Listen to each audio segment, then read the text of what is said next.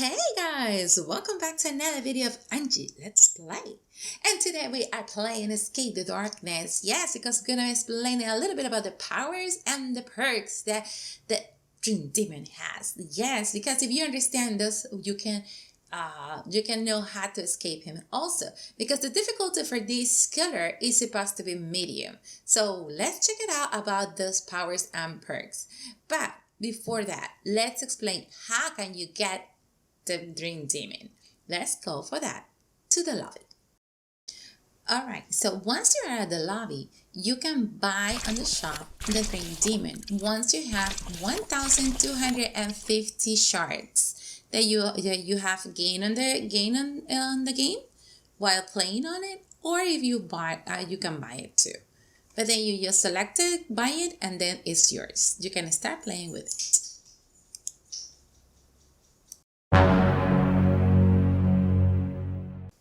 The first power that we're going to talk about is the Dream Siphon.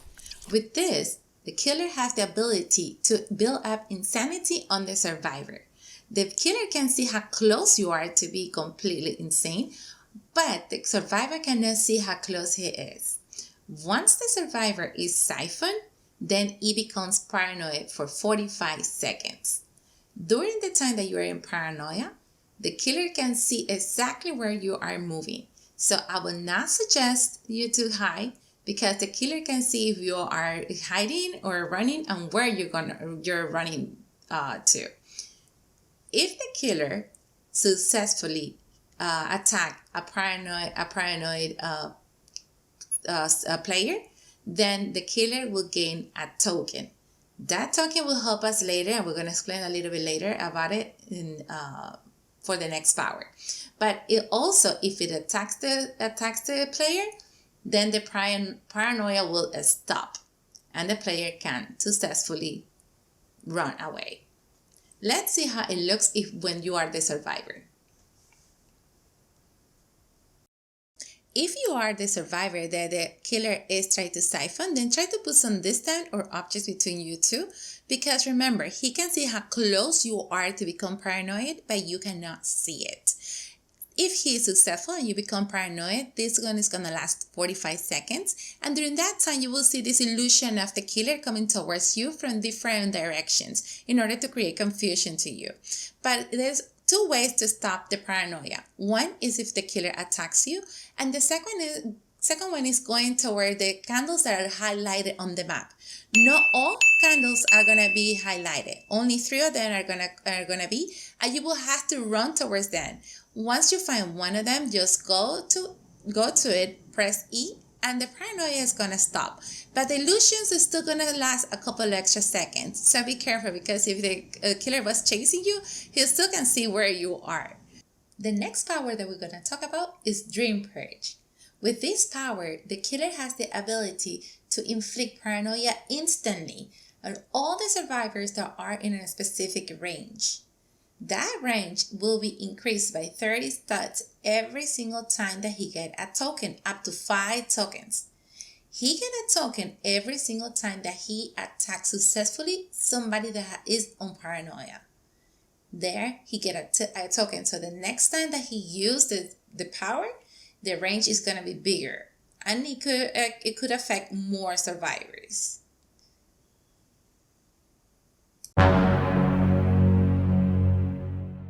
The first perk that we're going to talk about is Rising Terror. With this perk, the killer is going, every time that he downs a survivor, it's going to take for a survivor 3% longer to rebuild a barricade. You will see here a comparison to how fast it is when the killer didn't have the perk and how slow it was when he did.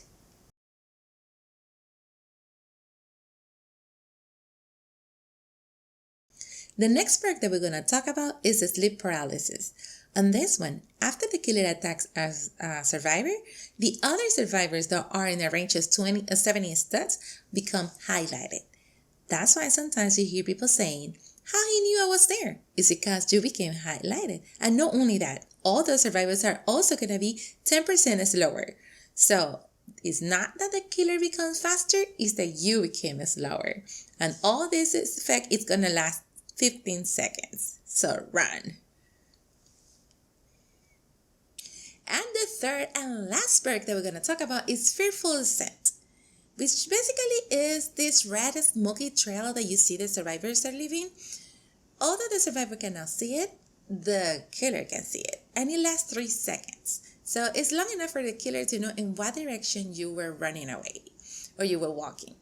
So as you see, this killer has perks and powers helping a lot to know where you are and where you're moving. So what do you think? It is easier to escape this killer? Do you have any tips or tricks that can help everybody to escape this killer?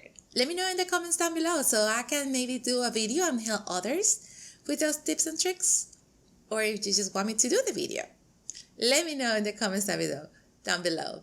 But this is it for me in this video. So hopefully you like it. Hopefully it is useful for you. If it's so, remember to punch the like button. And if you're new to the channel, subscribe. See you the next time, guys. Bye.